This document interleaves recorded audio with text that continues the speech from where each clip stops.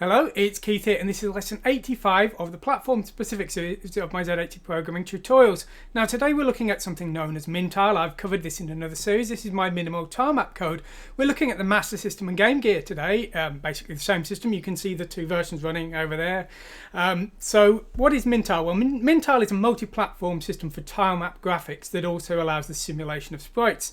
Well, you can see I've got my little Chibico mascot. One's running around computer controlled and the other is player controlled here, and if I press the fire button we can flip the character horizontally and move it around. Now all of this is being done with multi-platform code, and so while the system we're using today has a hardware tilemap, this exact same example can be run on other systems that don't, like the Amstrad CPC, even the BBC Micro or the X68000. This is multi-platform, multi-CPU covering Z80, 6502 and 68000 in the same way, so we can run basically the same tutorial on all of these systems. So the idea is hopefully you can make a game a bit more easily and port it to a lot of different systems. And I did this to some extent with my Chibi Fighter game, a Street Fighter parody. I ported that to a variety of Z80 systems basically until I lost the will to live continuing porting it, because it is a bit of a pain porting one game to lots of different systems when really no one's going to play it.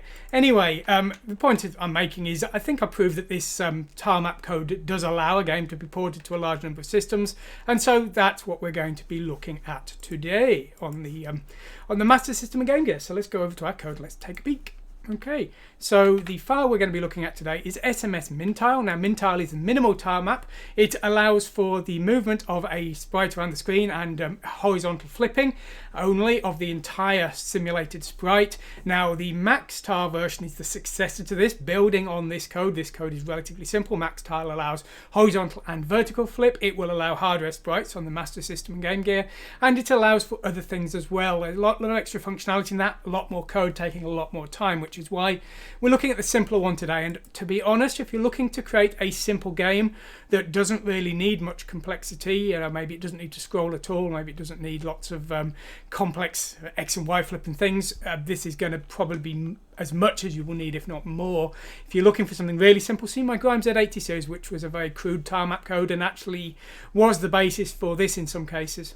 So how does this work? Well, what we're going to look at today is we're going to look at the code that actually draws the tiles to the screen. We're not going to look at the common code that's sort of shared between all the systems. This is the code that reads in the player input and moves the simulated sprite around the screen. I've covered that in the multi-platform series. There is a Mintile Z80 series that you can see to learn how all of that works. Now what we're going to look at today is how we're actually transferring the tiles to the hardware.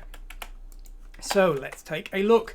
Now when our system starts, the first thing we're doing is we're transferring our pattern data into VRAM. Now we do that with the define tiles command. Now let's take a look at that define tiles command.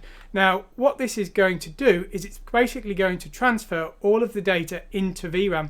So what we're doing here is we are selecting the destination VRAM address here, and then we are sending all of the pattern data to VRAM. Now we've got our patterns defined.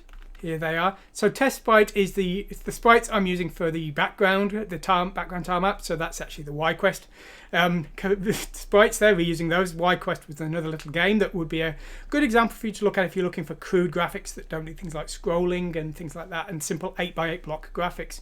And then we've got our test Chibico mascot there that we're using as well. So that's the data we're actually transferring. And when it comes to sprites moving around the screen like that thing there, these are actually miniature tile maps, and so you've got the tile map that makes up that sprite here, and you can see some zeros there, and they're the transparent parts around the feet and the corner.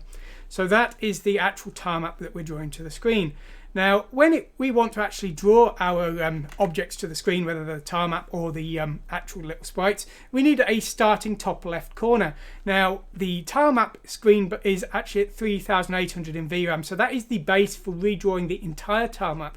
However, when we just want to draw a sprite, we need to calculate the position of the simulated sprite. Now because we're using the tilemap for our so-called sprites, our simulated sprites as I refer to them, we're actually calculating an entire tile position. Now my coordinates in this and most of my modern code work in what I refer to as logical units, which are pairs of pixels. So one logical unit is 2 pixels and one tile is 4 logical units, and so we're converting logical units to tiles here to get a whole tile number. Now each tile in the tilemap uses 2 bytes, so we're multiplying our x position by 2 here. we multiply it by 2, and our Y position is we're multiplying by 64 because the tile map is 32 tiles wide, 2 bytes per tile. So we're adding our Y position times 64 plus our X position times 2, and then we're adding 3800, which is the start of the tile map in VRAM. And this is calculating the VRAM top left corner for our simulated sprite.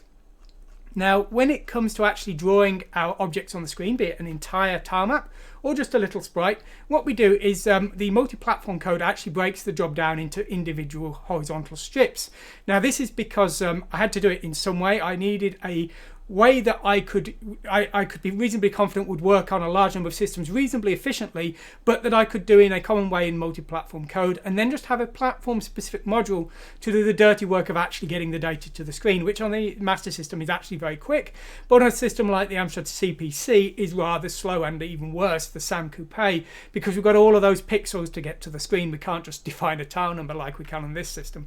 So the do strip code is platform specific and has to do its best job of drawing one horizontal strip, and it's called repeatedly to draw the tile map or the sprite. So what we're doing here is we are selecting the VRAM destination of the start of the strip here by transferring H and L as the destination, and we're ORing in 40, which is a VRAM command to tell the port that we're writing data here. So that is selecting a write address there. What we're then doing here is we're loading in tile clear into D after in the shadow registers. Now this is a flag that defines how we treat the tile map. Now if we're doing the main tile map for the background, that is actually a cache of changes, and a value of 0 in there means that nothing has changed since the last draw, and we will actually set the tiles to 0 as we draw them so that we don't draw them again next time. Again, not necessarily so bad on the Master System, which is fast, but you definitely want to do that on the Amstrad CPC, where drawing tiles is extremely performance consuming. So we do that for the tile map background, but we don't do it for the sprites, because if we wipe the sprite tile map, we wouldn't know what to draw next time. So that flag defines whether we're doing the sprites or the background. Now on the other systems that's self-modifying code, but this is we're expecting to run from ROM, so we're actually using a flag in memory here, and we're loading that into D. Now what we're doing here is we're loading in the next tile number, and if it's 0, then this is an empty tile, as I say, either a transparent part of the sprite or part of the cache that hasn't changed since last time. Now once we've got the number in, we're now going to actually 0 the tiles, so we're checking the D flag, and if we are going to 0 it, we're writing a 0 to the current tile map position. Now what we're going to do next is we're going to actually draw the tile to the screen. Now what we're doing here is we're moving to the next position of the tile map for next time, and then we are loading in the tile number that we want to show to the screen. So this is going to be from 0 to 255. This version of the code is limited to a 0 to 255 tile number. Max tile is much more flexible, but that's the version that's going to come after this, so that's not finished yet. And so we're writing our tile number here, and then what we've got here is a delay. Push IX, pop IX doesn't really do anything except take time, but the Master System GameGear, if you're out of VBlank, they need quite a significant delay to allow the VRAM to respond. So that is an effective delay that is reliable in using up enough time. We're then writing a 0 as the second byte. Now if we were allowing more than 256 tiles, that would be the last bit of the tile number, and also the palette and the vertical horizontal flip. Now this is going to draw unflipped tiles, so we are writing a 0 there. What we're then doing is we're incrementing the L part of the HL VRAM destination, moving us effectively across the screen to the next tile, and we're then repeating until we've done all the tiles. The IYL is the tile count there. Now if we had a 0 tile before, we're going to jump down to here. Now what we're actually doing here is we are doing 2 in commands from the VDP data port. Now we were writing data, but we're actually reading in this time. Now we're not actually going to try and use that data, but by doing 2 read-ins we effectively move the VRAM destination by 2 bytes, and that is a bit more efficient than doing another sequence of outs like this one here. So that is effectively skipping 2 bytes, and you can see I've got one there and one down here, so we've got some space, and maybe we don't need that push pop there for timing wise, but for safety, because the emulators don't actually emulate the delays needed for the VRAM, I've left the push pop IX there, but I think we could actually maybe take that out or replace it with a faster command like push pop AF, or maybe just a couple of no-ops. But anyway, what we're doing then is we're just moving along to the next tile again. So that's how we're drawing the unflipped tiles. Now, this version of the code doesn't support Y flip, but it does support X flip, and that's because it was designed for this Street Fighter parody, and you need to be able to turn around to face in the opposite direction. So we have the code to do that, and we've got this alternate routine called do strip reverse, which X flips the data. Now, it's basically the same as before. Again, we're selecting the VRAM destination, reading in the tile number. The only real difference here is instead of inking BC, we're decrementing BC. That's because we're moving from right to left through the tile map instead of left to right.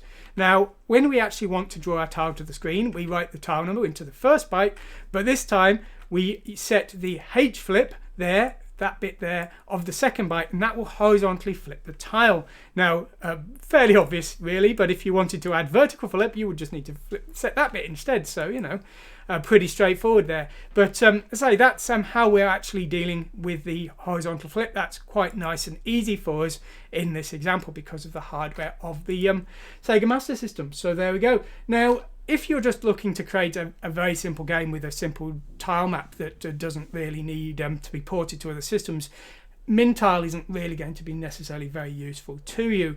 As I say, this is more about creating a piece of code that could work on systems with very, very different capabilities. As I say, I've got this works on every system in my Z80 tutorials really. So we've got systems like the Amstrad CPC, which is has a very weird memory layout, and say the ZX Spectrum, which has an equally weird but in a completely different way memory layout.